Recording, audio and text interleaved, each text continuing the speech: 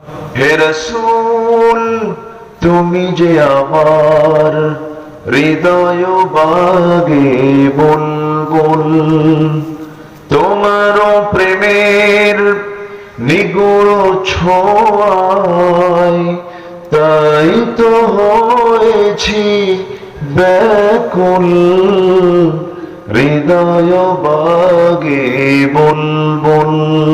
আল্লাহুম্মা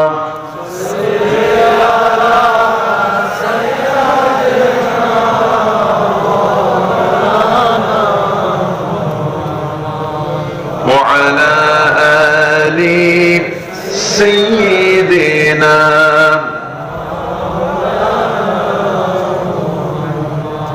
সবাই বলুন بلغ العلا بكماله كشف الدجى بجماله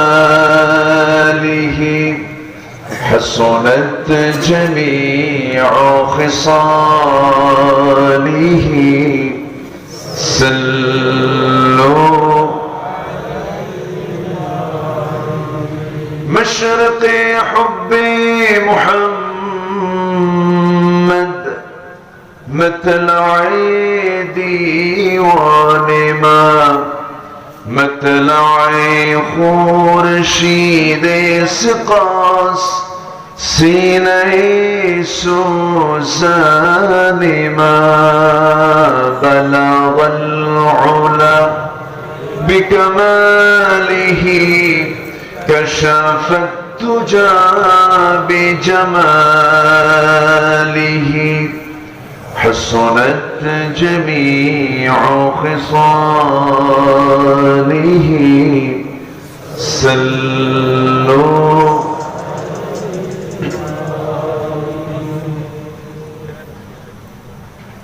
যমুনা তীরবর্তী জেলা সিরাজগঞ্জ জেলার উল্লাপাড়া উপজেলার চর ভাটপেড়া সরকারি প্রাথমিক বিদ্যালয় মাঠে অনুষ্ঠিত ৪১তম বার্ষিকী তাফসীরুল কোরআন মাহফিল ২০২০। আজকের এই মহতী আয়োজনের মহতী মাহফিলের সম্মানিত সুযোগ্য সভাপতি জনাব ইশারত আলী সাহেব, আজকে প্রোগ্রামের সম্মানিত বরেণ্য অনারেবল চিফ গেস্ট, সিরাজগঞ্জ ৪ নির্বাচনী আসনের মাননীয় সাংসদ জনাব তানভীর ইমাম সাহেব, আজকে প্রোগ্রামের সম্মানিত প্রধান মেহমান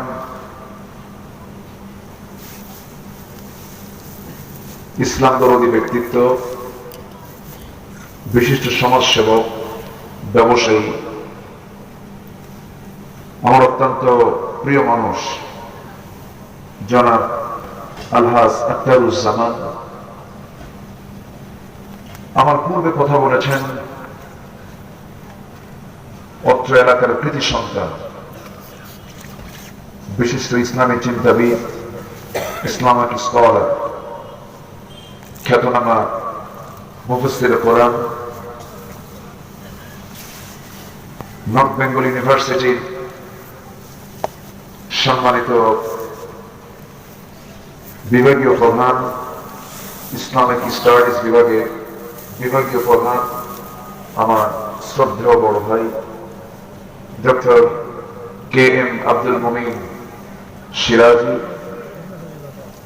বাম পাশে বসা সম্মানিত চেয়ারম্যান মহোদয়, উপস্থিত হাজরাত উলামায়ে কেরাম, ফদল ইসলাম, সুশীল সমাজ, জাতির শ্রেষ্ঠ সন্তান, শিক্ষক মন্ডলী, জাতির বিবেক, সাংবাদিক বৃন্দ,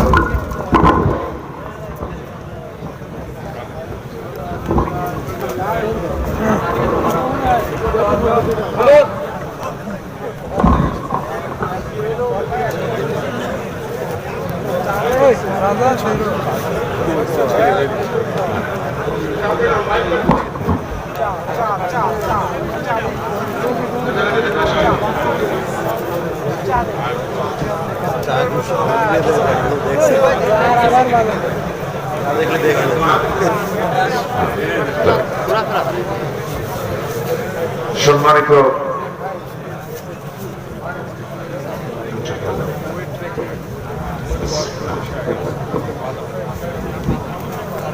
সম্মানিত আজকে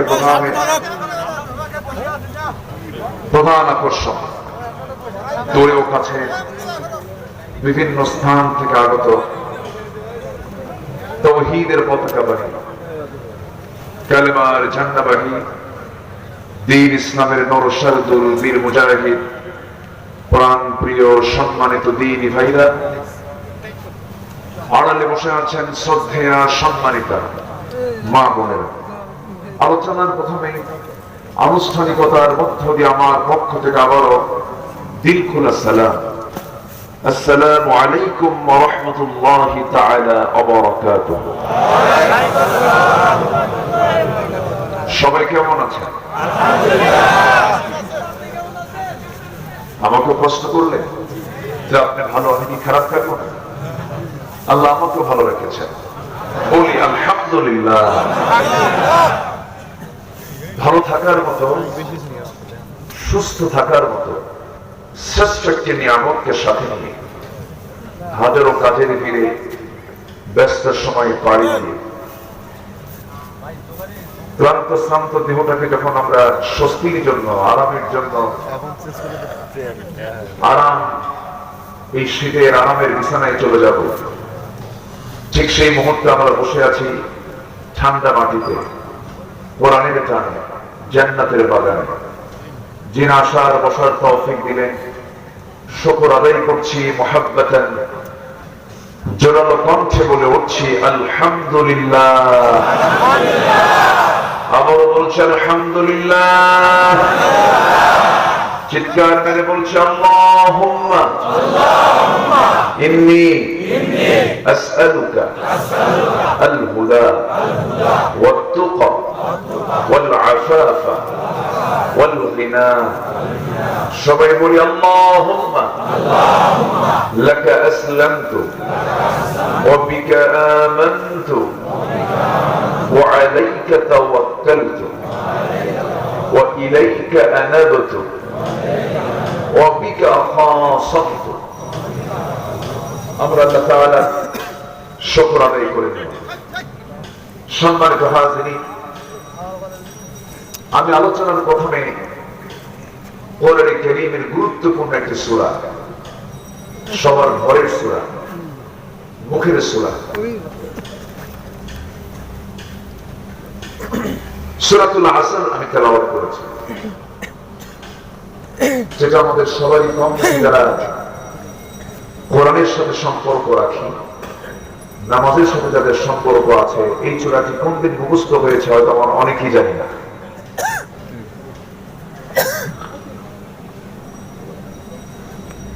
এই সূরাকে সামনে রেখে আমি কিছু কথা উপস্থাপন করতে চাচ্ছি। রাত অনেক গভীর হয়েছে, একটু যেহেতু উঠতে দেরি হলো, শেষ হতে যদি একটু দেরি হয় কষ্ট হবে কি? থাকতে রাজি আছি তো? জোরে বলি ইনশাআল্লাহ। আমার পূর্বে যিনি কথা বলেছেন, হাসি খুশি মানুষ, মিষ্টি মানুষ, খুব গুরুত্বপূর্ণ আলোচনা তিনি উপস্থাপন করেছেন। আমার চেয়ারম্যান মহোদয় সংস্কৃতি মনা মানুষ, তিনি তার কথার ভিতরে কয়েকটা ইসলামী সঙ্গীতের লাইন তিনি গেয়েছেন, যা আমার হৃদয়কে ছুঁয়ে দিয়েছে। আলহামদুলিল্লাহ। আল্লাহ তুমি আমাদের সবাইকে পরকালীন চেতনায় জাগ্রত হওয়ার তৌফিক দিয়ে দাও। মানুষ ভালো হবে দুনিয়ার কারো হয়ে না আল্লাহর হয়ে? মানুষ ভালো হবে কারো হয়ে? আল্লাহর হয়ে। মানুষ মানুষকে কখনো ঠিক করতে পারবে না। প্রশাসন দিয়ে, আইন দিয়ে, কানুন দিয়ে মানুষকে ভালো করা সম্ভব নয়। মানুষ ভালো হবে তখনই যখন তার ভিতরে জাগ্রত হবে, সবচেয়ে বড় সাক্ষী দুজন ফেরেশতা কিরামুন কাতিবিন আমাকে দেখছে, আমাকে লিখতেছে, এবং সবচেয়ে বড় সাক্ষী আমার সকল কর্মে তিনি কে? আসতে বলে তিনি কে? হাজির কে? নাজির কে? সব তিনি দেখছেন। শুধু এই চিন্তা যদি আমাদের ভিতরে ডিপলি ঢুকে যায়, তখন আমি আল্লাহওয়ালা হয়ে যাব। কি ওয়ালা হয়ে যাব? আল্লাহওয়ালা হয়ে যাব। সম্মানিত ভাইয়েরা, মাহফিল গোটা দেশে প্রতি বছর যত পরিমাণ হয়, তার চেয়ে বছর অনেক অংশে কম নেই বললেই চলে। অন্যতম কারণ হলো গোটা পৃথিবী এখন করোনায় আক্রান্ত। ইউরোপ, আমেরিকায় অনেক জায়গায় লকডাউন দিয়ে দিয়েছে, ঘর থেকে মানুষ বেরোচ্ছে না, নতুন রোগের প্রাদুর্ভাব হচ্ছে, মানুষ আতঙ্কিত। তবে এরপরেও এই আমার দেশ, আমরা অনেক ভালো আছি, অনেক দেশের চাইতে ভালো আছি। বলি আলহামদুলিল্লাহ, জোরে বলি আলহামদুলিল্লাহ। আমরা যে মাস্ক লাগাই, ইউরোপ আমেরিকার লোকেরা দেখে হাসে।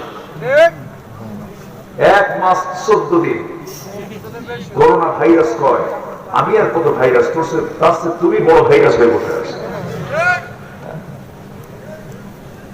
আমরা এদেশের মানুষ আমাদের অ্যান্টিবডি, ইমিউনিটি, যেটা রোগ প্রতিরোধ যে ক্ষমতা, আল্লাহ পাক আমাদেরকে বেশি দিয়েছেন, আলহামদুলিল্লাহ। কেন দিয়েছেন জানেন? এর মূল কারণ হলো আমাদের ভিতরে আছে ধর্মীয় অনুশাসন, ইসলামী কিছু অনুশাসন এখনো আছে না নাই? চায়নাতে হবে, ওরা পানির চাইতে মদ বেশি খায়, মদে থাকে অ্যালকোহল।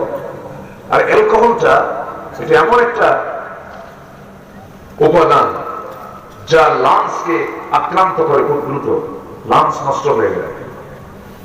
এদেশের ম্যাক্সিমাম মানুষের সাথে কি মদের সম্পর্ক আছে? মদ খায়? যারা খায় সেটা সংখ্যায়, যদিও তাদেরকে আমরা এলিয়েট শ্রেণী বলি, সেই সংখ্যাটা খুব বেশি নয়, এটা অ্যাভেলেবল নয়। এই জন্য আমরা অনেকটা ভালো আছি। বলি আলহামদুলিল্লাহ, জোরে বলি আলহামদুলিল্লাহ। তবে করোনা কার বাহিনী? আসতে বলবেন না, কার বাহিনী? দিয়েছেন কে?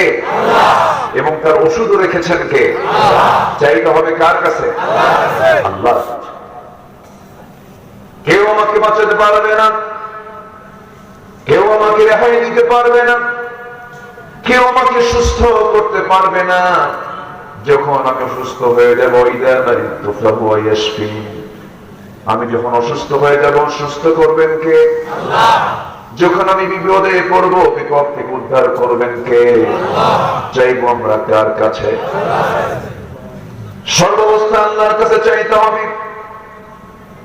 আল্লাহ বলছেন, বান্দারে তোর সকল চাওয়া আমার কাছে তুই সুপর্দ করে দে, আমি তোকে দেওয়ার জন্য প্রস্তুত আছি। আমরা সবাই বলি, নামাজের ভিতরে সবাই বলুন, ইয়্যাকা না'বুদু ওয়া ইয়্যাকা নাস্তাঈন ইহদিনাস সিরাতাল মুস্তাকিম সিরাতাল লাযীনা আন'আমতা আলাইহিম গায়রিল মাগদুবি আলাইহিম ওয়ালাদ-দাল্লিন।